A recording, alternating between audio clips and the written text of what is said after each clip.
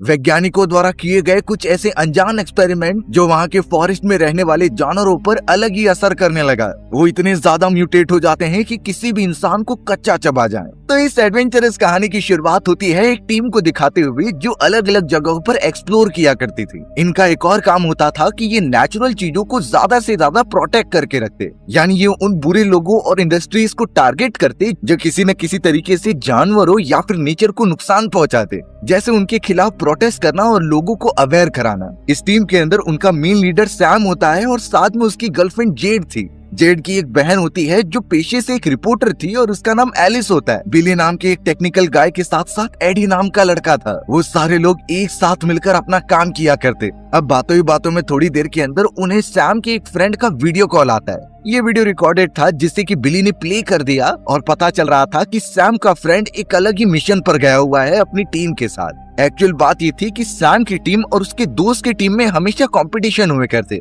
वो दोनों ही team try करती कि उनमें से सबसे ज्यादा बेस्ट कौन है। तो इस वजह से फिलहाल सैम का दोस्त उसे चैलेंज दे रहा होता है कि हम एक ऐसे आइलैंड पर जा रहे हैं जहां आज से पहले कोई नहीं गया। सिर्फ एक बार वहां पर कुछ दिनों के लिए रिसर्चर्स की टीम गई थी। उसके बाद उस वीरान जगह से ना तो कोई वापस लौटा है और ना ही किसी ने जाने की हिम्मत की है। तो इसलिए सैम का दोस्त सैम की टीम को ये चैलेंज दे रहा था कि तुम हमसे पहले पहुंच कर दिखाओ, हम भी उस जगह पर जाने के लिए अभी निकल रहे हैं। और जो टीम पहले पहुंचकर वहां अपना कैंप बिछा देती है वही सबसे ज्यादा आगे होगी उन दोनों में से। बाकी लोग ये बात सुनकर ज्यादा कुछ रिएक्ट नहीं करते, लेकिन सैम अकेला ही था जो अपने फ्रेंड की इस चैलेंज को एक्सेप्ट करता है। ये इसलिए क्योंकि सैम नहीं चाहता था कि उसका दोस्त उसे कायर समझे। सैम ने आज तक बड़े से बड़े मिशन कंप्लीट किए हैं अपनी टीम के साथ, तो ये सारी चीजें तो उसके लिए फिलहाल आम बात है। सैम ने तो अपने बाकी टीम मेंबर्स को भी मना लिया इस मिशन पर जाने के लिए, यानी सब रेडी हो चुके थे और अपना सामान पैक करके वो ट्रेवल करने के लिए निकल पड़ते हैं। सबसे ज्यादा स्ट्रेंज बात ये थी कि वो जब इस आइलैंड के बारे में इंफॉर्मेशन कलेक्ट कर रहे होते हैं तो पता चला कि उन्हें ज्यादा कुछ इन्फॉर्मेशन मिली नहीं है। ये इसलिए क्योंकि वो आइलैंड एकदम से वीरान ही था, ना ही वहाँ पर कोई एक्सप्लोरेशन हुआ करती और ना ही वहाँ कोई टूरिस्ट जाते। सैम की टीम ने तो 2 मेंबर्स की हेल्प ली जिन्हें उस जगह के बारे में बड़े अच्छी तरीके से पता था। उनमें से एक का नाम ट्रेविस तो दूसरे का नाम पेनी होता है। पेनी थोड़ा सा इन्फॉर्मेशन के लिए बता रही थी कि जिस आइलैंड की तरफ हम सब बढ़ रहे हैं वहाँ पर एक समय पे वैज्ञानिकों का रिसर्च सेंटर हुआ करता था। ये आइडिया नहीं है कि वो किस पर रिसर्च कर रहे थे, लेकिन एक्सपेरिमेंट में आई अनजान गलती की वजह से कई सारे टॉक्सिक चीजें पानी और फॉरेस्ट में फैलने लगे, यानी वो पूरा इलाका एकदम रेडियो एक्टिविटी से घिर चुका था। इस वजह से रिसर्चर्स और सभी वैज्ञानिकों ने अपनी रिसर्च बंद कर दी और उनकी फंडिंग भी कैंसिल कर दी गई। इस वजह से वो जगह थोड़ी रेडियो एक्टिव अभी भी हो सकती है, लेकिन ट्रेविस और पेनी इस बात की श्योरिटी जरूर करेंगे। जैसे तैसे कार में ट्रेवल करते हुए आखिरकार वो सब नदी के किनारे पहुंच जाते हैं, यानी यहाँ से उन्हें पानी के रास्ते से होते हुए उस अनजान आइलैंड पर जाना था। उन्होंने एक एयर ट्यूब वाली बोट ले ली और तुरंत ही उसके ऊपर बैठकर आगे बढ़ने लगे थे। उनके पास तो ऑलमोस्ट जरूरत के सारे सामान होते हैं जो इस मिशन में उनके काम आएंगे। ट्रेविस और पेनी की बड़े अच्छी तरीके से गाइड करने के बाद आखिरकार वो उस आइलैंड के बंदरगाह तक पहुंच जाते हैं। सभी सामान अपने साथ कैरी करते हुए जब वो आगे बढ़ रहे थे पता चल रहा था कि ट्रेविस और पेनी उसी बंदरगाह पर उनका वेट करेंगे, तब तक वो सभी अपना मिशन कंप्लीट करके वापस आ जाए। अच्छी बात ये हुई कि यहाँ आने से पहले ट्रेविस और पेनी ने रेडियो एक्टिविटी चेक कर ली थी।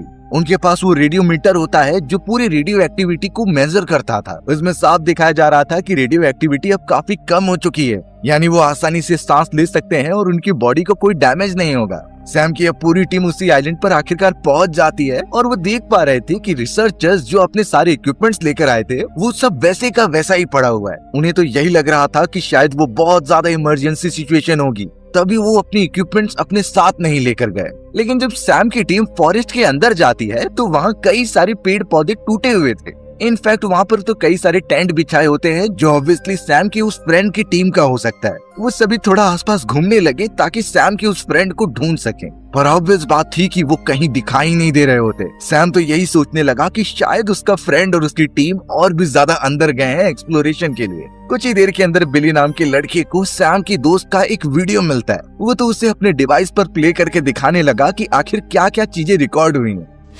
उस वीडियो के अंदर सैम का दोस्त जिसका नाम बेन होता है वो इस पूरे फॉरेस्ट को अपने साथियों के साथ एक्सप्लोर कर रहा था। उसके अंदर उसने सैम के लिए कई सारे चैलेंजेस इंक्लूड किए थे जो एकदम श्योरली कह रहा था कि तुम्हारी टीम इसे पार नहीं कर पाएगी। साथ ही साथ बेन उस वीडियो के अंदर हेंडरसन नाम के एक आदमी का जिक्र कर रहा था कि उसने ही मुझे यहाँ आने का बहुत अच्छा आइडिया दिया और हो सकता है कि उनकी टीम इतनी ज्यादा ऊपर चली जाए कि नेशनल लेवल पर उनका नाम आने लगे। ये सारी चीजें बोलते हुए वो रिकॉर्ड कर रहा था, लेकिन अचानक फॉरेस्ट में से कुछ अनजानी आवाज आई। इस आवाज को सुनकर सैम का दोस्त बेन और उसके सारे फोटोग्राफर्स वहाँ से भागने लगे। बेन ने तो अपना कैमरा भी वहीं पर छोड़ दिया और वहाँ से दूर जाने लगा। अब ये वीडियो देखकर सैम की पूरी टीम एकदम चौकन्ने हो गई कि आखिर यहाँ पर कौन से जानवर आ गया था। सब टेंशन में थे कि आखिर वो दूसरी टीम गई कहाँ। पर एडी नाम का वो ब्लैक आदमी साफ कहता है कि ये एक प्रैंक है। सैम की दोस्त की टीम ने हमारे साथ प्रैंक करने का डिसाइड किया है और वो यहीं कहीं छुपे होंगे। एडी तो जोर जोर से बेन का नाम पुकारने लगा और उसे बाहर आने के लिए कहता है, लेकिन तभी अचानक एडी के चेहरे पर कोई खून की बूंदें गिरती हैं। सैम ने जैसे ही इसे नोटिस किया और ऊपर की तरफ देखा तो सभी के सभी दंग रह गए, क्योंकि वहाँ सैम के साथी बेन की एक टीम मेंबर की डेड बॉडी पड़ी हुई थी। उसकी इतनी बुरी हालत हो चुकी होती है कि कोई भी देख नहीं पा रहा था। सैम की टीम से सभी इतने पैनिक हो गए कि वो डर कर भागते हुए बंदरगाह की तरफ आ गए होते हैं। उन्होंने तो ट्रेविस और पेनी को ये बताने की कोशिश की और कहा कि हम यहाँ नहीं रुक सकते, हमें तुरंत ही इस आइलैंड से दूसरी तरफ जाना होगा। ट्रेविस और पेनी कंडीशन को अच्छी तरीके से समझते हैं और ट्राई करते हैं कि वो बोट को ऑन करके लेकर चले जाएं। ट्रेविस जैसे ही बोट के ऊपर चढ़ा तभी पता चलता है कि वो बोट को नीचे से खींच रहा है। उस पर तो अलग ही फोर्स अप्लाई हो रहा था जिसे ट्रेविस कंट्रोल नहीं कर सकता। अब तो उसकी वो एयर बोट पानी के बीचों बीच जाने लगी होती है, जिसमें से जो रस्सी बंधी हुई थी वो पेनी के पैरों में फंस जाती है। बेचारी एकदम गिरते पड़ते हुए पानी के अंदर चली जाती है। ट्रेविस तो फिलहाल अभी बोट में ही था, लेकिन पेनी जब बाहर निकलने के लिए मदद मांगने लगी तभी हमें पानी में कुछ हलचल दिखती है। वहाँ पर एक बड़ी सी परछाई आकर पेनी के पैर पर हमला कर दे रही थी। पेनी इतना जोर जोर से चिल्लाने लगी कि जैसे उसका पैर ही कट गया हो। तब जाकर ट्रेविस उसकी मदद करने के लिए डायरेक्टली कूद जाता है पानी में और पता चला कि उसी वक्त जो अनजान चीज पानी में मौजूद थी उसने उसकी पूरी बोट को डिस्ट्रॉय कर दिया है पानी में लेकर। पर ये चीजें शायद ट्रेविस के लिए बहुत ही ज्यादा बदनसीबी वाली बात थी, क्योंकि वो पानी में कूदने से पहले काफी आवाज किया था और जो अनजान चीज हमला कर रही थी वो सीधा ट्रेविस के पास चली गई। उसने तुरंत ही ट्रेविस को अंदर खींचा और उसके बाद सिर्फ चारों तरफ खून ही खून दिखाई दे रहा था, यानी कि बेचारा ट्रेविस वहीं पर मारा गया है। सैम अब इस तरीके से पेनी को नहीं छोड़ सकता था, इसीलिए वो मदद के लिए वापस डुबकी लगा लेता है। जैसे तैसे उसने पेनी को पकड़ा और बाकी दोस्तों की मदद से उसे बंदरगाह पर ले लिया। जैसे ही पेनी को सेफ जगह पर बिठाया जाता है तो पता चला उसकी एक पैर की हड्डी ही टूट चुकी है, यानी वो वापस ठीक से नहीं चल सकती। अब यहाँ सैम और उसकी टीम को ऐसी खतरनाक कंडीशन में काम करने की आदत थी, वो हर एक चीजों के लिए पहले से ही प्रिपेयर रहते। तो अब यहाँ पेनी की हड्डी जब टूट चुकी होती है तो वो उसके पैर के चारों तरफ एक लकड़ी बांध देते हैं, जिससे कि पेनी को सपोर्ट मिले और वो धीरे धीरे चलते रहे। हो सकता है कि थोड़ी देर में डिसलोकेट हुई हड्डियां अपनी जगह पर वापस आ जाएं। ट्रेविस के मरने के बाद वो बोट भी बेकार हो चुकी थी, यानी अब वो पानी के रास्ते से दूर नहीं जा सकते। इसीलिए सैम की टीम ने यही डिसाइड किया कि वो फॉरेस्ट के अंदर मौजूद एक फैक्ट्री वाले इलाके में जाएगी, जिसके बारे में उसके दोस्त बेन ने बताया था। हो सकता है कि वो फैक्ट्री उनके लिए सेफ हो और वहाँ से मदद मांगने का तरीका मिल जाए। तो बिना देरी किए घायल पड़ी हुई पेनी को अपने साथ लेकर वो सब फैक्ट्री की तरफ बढ़ने लगे, पर उन्हें नहीं अंदाजा था कि वहाँ पर उन्हें कितने बड़े खतरे का सामना करना पड़ेगा। जैसे तैसे ट्रेवल करने के बाद वो उस फैक्ट्री की गुफा में पहुँच गए जहाँ से एंट्री मौजूद थी। सैम ने सबसे पहले एक छोटी सी ग्रिल को तोड़ दिया जिससे कि अंदर घुसा जा सके, और अब वो एक रस्सी की मदद से सभी को वहाँ लेकर जाने लगता है। एलिस और जेड भी वहाँ पर आने लगे और लग रहा था कि सब कुछ एकदम शांति से गुजर जाएगा, लेकिन तभी उस जगह की गुफा में से एक बहुत ही बड़ी आकृति बाहर निकलती है। पता चला कि ये एक ऐसा खतरनाक क्रोकोडाइल है जिसका साइज तो इतना बड़ा था जैसे कि वो कई गुना क्रोकोडाइल्स को कंबाइन करके बनाया गया हो। उसकी ताकत इतनी ज्यादा थी कि किसी हाथी को भी मार कर रख दे। अब पेनी और बाकी सब जैसे ही उसे देखते हैं तो पेनी ने अपने पास रखी हुई गन से फायर करना स्टार्ट कर दिया, पर देखकर लगता नहीं कि उस बड़े से दानव के ऊपर छोटी सी गोली का कुछ असर होगा। फिलहाल तो सैम की पूरी टीम जितनी बची हुई थी वो भागते हुए एक दूसरे एरिया में आ जाते हैं। अब ये एरिया ज्यादा बड़ा नहीं था, जिसकी वजह से उस जायंट क्रोकोडाइल को आने का चांस ही नहीं मिलता, इसीलिए वो वहाँ नहीं पहुँच पाता और दूर चला जाता है। सैम की पूरी टीम इतनी ज्यादा घबरा गई थी क्योंकि एक सेकंड पर लगा कि सभी की जान खत्म हो जाएगी, लेकिन सैम के ऊपर अपनी टीम की प्रोटेक्शन का जिम्मा था, इसीलिए वो सोचने लगा कि यहाँ से बाहर सेफली कैसे निकला जाए। सैम को तुरंत याद आता है कि यहाँ एंटर करते समय उसने एक एंटेना देखा था, तो इसलिए वो अपने एक साथी बिली को कहता है कि तुम रेडियो सिग्नल से उस एंटेना की मदद से कांटेक्ट कर सकते हो रेस्क्यू टीम को। उन्हें सब कुछ बता देना कंडीशन के बारे में और हमारी लोकेशन भी दे देना। बिली जो कि एक टेक्निकल गाय था, उसे ये काम बड़े आसानी से आता है, सिर्फ उसे किसी की मदद की जरूरत थी, तो इसलिए पेनी और एडी उसके साथ जाने का डिसाइड करते हैं। दोनों जैसे तैसे सबसे पहले फैक्ट्री से बाहर निकल रहे थे और घायल पड़ी हुई पेनी को संभाल कर आगे बढ़ चलते हैं। वहीं अब उस फैक्ट्री के बड़े से कमरे के अंदर सैम जेड और एलिस के साथ फंसा हुआ था। वो उन दोनों को एक दूसरे के साथ रहने के लिए कहता है और थोड़ी वो रिसर्च करने में बिजी हो गए। सैम को आखिरकार जानना था कि यहाँ हुआ क्या होता है जिससे कि इतनी बड़ी कंपनी की रिसर्च बीच रास्ते में ही बंद करनी पड़ी। ट्रैवल करते हुए सामने की तरफ कई सारे बॉक्सेस दिखाई देते हैं, उसके ऊपर फार्मेटा कंपनी का नाम लिखा हुआ था और ये सुनकर जेड और एलिस काफी ज्यादा शॉक हो जाते हैं। वो बता रही थी कि फार्मेटा कंपनी बहुत ही इलीगल काम करती है, बिना परमिशन के जानवरों पर एक्सपेरिमेंट करना, वो भी उनके डीएनए को म्यूटेट करके। यानी यहाँ पर जरूर कुछ खतरनाक हो सकता है जो कि वो कंपनी नहीं चाहती थी कि हमें पता चले। सैम अब इसीलिए उन दोनों के साथ और भी बड़ी लेबोरेटरी के अंदर घुस जाता है। थोड़ी जांच पड़ताल करने के बाद पता चला कि यहाँ जानवरों की अलग डीएनए की ब्रीडिंग की जाती थी। उस जगह पर इलेक्ट्रिसिटी चल रही थी, जहाँ सैम शक करने लगा कि इतने समय बाद भी यहाँ इलेक्ट्रिसिटी कैसे है, जरूर उनके अलावा यहाँ कोई और भी आया होगा। उस जगह को देखकर वो समझ गए कि शायद उस क्रोकोडाइल के ऊपर भी एक्सपेरिमेंट किए गए होंगे, इसलिए वो नॉर्मल साइज से कई गुना बड़ा और खूंखार हो गया है। यानी यहाँ पर और भी कई सारे म्यूटेटेड जानवर हो सकते हैं जिसका सामना उन लोगों को अनफॉर्चुनेटली करना ही होगा। अब दूसरी तरफ हमें बिली, एडी और पेनी को दिखाया जाता है जो कम्युनिकेशन वाले एंटीना के पास बढ़ रहे थे। दोनों काफी ज्यादा सुनसान एरिया में होते हैं और उन्हें फॉरेस्ट से कुछ अजीब से गुर्राने की भी आवाज आ रही थी, लेकिन बिली अपना काम बहुत अच्छी तरीके से जानता था, लेकिन वो थोड़े स्लो हो जाते हैं क्योंकि पेनी बहुत घायल थी, उसका पैर बहुत तेज दर्द दे रहा होता है। बिली जैसे तैसे वायर्स निकालता है और उस एंटेना से अपने रेडियो सिग्नल को कनेक्ट करने लगता है। अब वो जब इन सारी चीजों में बिजी था, तभी अचानक पता चला कि कोई अजीब सी चीज वहाँ आ गई है और उसने सीधा एडी को अपने मुंह के अंदर दबा लिया है। ये वही म्यूटेटेड क्रोकोडाइल था जिसने इतनी बुरी तरीके से एडी को मारा कि उसकी हड्डियां तक नहीं मिलती। बिली और पेनी इससे इतना घबरा गए कि वहाँ से तुरंत ही भागने लगे होते हैं। बिली को तो टाइम ही नहीं मिला वहाँ पर कनेक्शन एस्टेब्लिश करने का और अब दोनों फिलहाल के लिए फॉरेस्ट वाले इलाके पर चले आते हैं। अभी भी उस क्रोकोडाइल के गुर्राने की आवाज चारों तरफ गूंज रही थी,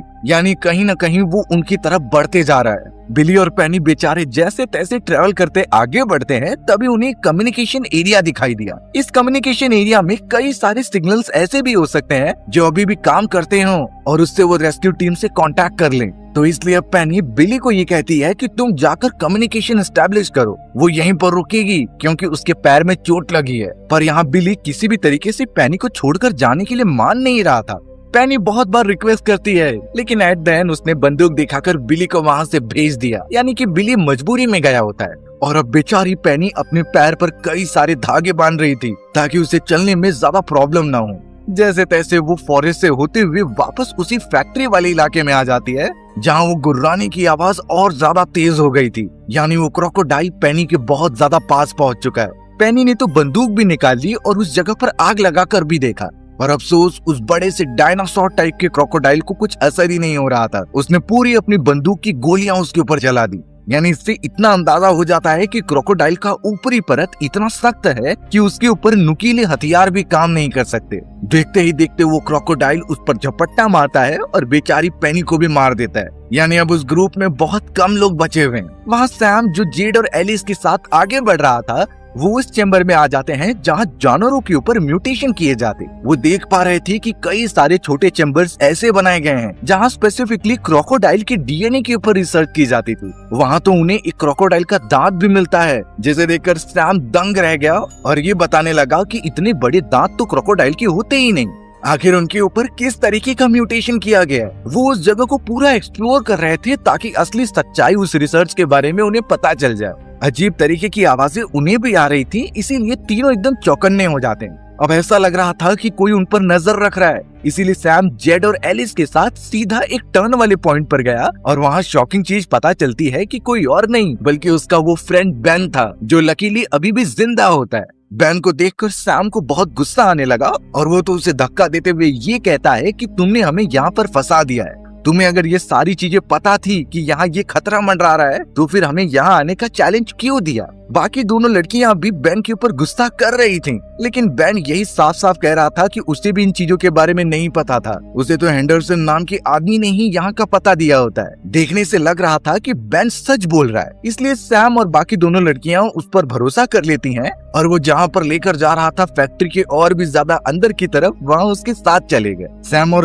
और उसकी टीम देख पा रही थी कि बेन ने हेंडरसन नाम के उस आदमी को कैद करके रखा हुआ है। तो अब सैम के दिमाग में एक प्लान आया और वो हेंडरसन के सामने जाकर कहता है कि मैं तुम्हें छोड़ दूंगा, लेकिन इससे पहले हमें उस क्रोकोडाइल के बारे में सारी जानकारी चाहिए। हेंडरसन तो एक बुरा डॉक्टर था जो जब अपने सेंसेस में आता है तो पूरी टीम को सच्चाई बताने लगा। वो कहता है कि जो कॉर्पोरेशन इस जगह पर एक्सपेरिमेंट किया करती वो भी उन डॉक्टर्स में से एक था। उनका एम था कि स्पेसिफिकली क्रोकोडाइल के ऊपर रिसर्च करना और उनके बॉडी में कुछ ऐसे एक्सटिंक्ट जानवरों के डीएनए मैच कर देना जिससे कि वो बहुत ज्यादा बड़े और म्यूटेट हो जाएं। इनमें कहीं न कहीं एक्सटिंक्ट हुए डायनासोर्स के भी डीएनए शामिल थे। इस पूरी रिसर्च का एक और मेन एम होता है कि अगर वो म्यूटेट होकर जानवर काफी अच्छे बन जाएं, तो उनके डीएनए और कई सारे ब्लड सैंपल से बहुत सारी दवाइयां बनाई जा सकती थी। लेकिन ये सारी चीजें प्लान के अकॉर्डिंग हुई ही नहीं। वैज्ञानिक जब रिसर्च में आगे बढ़ रहे थे तो रिजल्ट ये निकलता है कि वो क्रोकोडाइल आउट ऑफ कंट्रोल होकर दानव बन चुके हैं। वो तो अपनी कैद से आजाद होकर चारों तरफ तबाही भी मचाने लग गए थे। इसलिए अब कंडीशन हाथ से निकलने के कारण वैज्ञानिकों ने यही डिसाइड किया कि वो इन क्रोकोडाइल जानवरों को जान से मार देंगे। लेकिन अपर मैनेजमेंट ने कुछ क्रोकोडाइल को वहीं पर छोड़ दिया होता है। और देखा जाए तो जिस बड़े क्रोकोडाइल ने उन पर हमला किया था वो अकेला वहाँ पर बचा हुआ होता है। हेंडरसन ने ऑब्वियसली ये बातें बेन को नहीं बताई और उसे मैनिपुलेट करके यहाँ लेकर आ गया ताकि वो उस बड़े से क्रोकोडाइल का डीएनए ले ले और उसे ब्लैक मार्केट में जाकर बेच दे। यानी वो सिर्फ और सिर्फ यहाँ प्रॉफिट कमाने आया था। पर अब वो क्रोकोडाइल और भी ज्यादा म्यूटेट होकर इतना डायनासोर जैसा बन गया है, उसे हराना तो फिलहाल के लिए नामुमकिन ही लग रहा था। हेंडरसन एक और चीज बताता है कि जब वो इन सारे क्रोकोडाइल के ऊपर रिसर्च कर रहे थे तो एक सिटीजन जो उन क्रोकोडाइल्स की केयर टेकिंग करता था वो एक छोटे म्यूटेट क्रोकोडाइल को अपने साथ लेकर गया होता है। वो अपने घर के पास मौजूद लेक प्लेसिड में उसे बड़ा करता था। पर ऑब्वियस बात थी कि वो जैसे जैसे म्यूटेट होता गया कुछ समय बाद वो क्रोकोडाइल दानव बन गया और अपने ही केयर टेकर को मार दिया। यानी हमें लेक प्लेसिड का रहस्य पता चलता है कि उस लेक के अंदर सबसे खतरनाक क्रोकोडाइल कहाँ से आया।